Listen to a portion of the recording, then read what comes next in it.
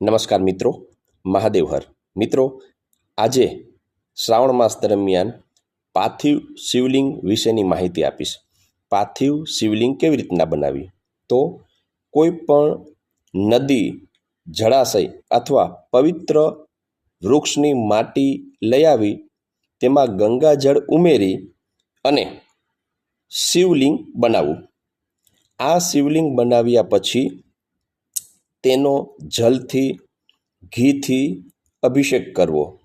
અને હા, પાર્થિવ શિવલિંગનો પ્રત્યેક દિવસે પૂજા અભિષેક કર્યા પછી સંધ્યા સમયે એમને વિસર્જિત કરવા ખૂબ જ જરૂરી છે. અને બીજા દિવસે નવા પાર્થિવ શિવલિંગ ફરી પાછા બનાવવા અને એનો પૂજા અભિષેક કરવો. આ પાર્થિવ શિવલિંગ વિશેની વધારે માહિતી આવતા વિડીયોમાં ચોક્કસથી આપીશ. મહાદેવ હર.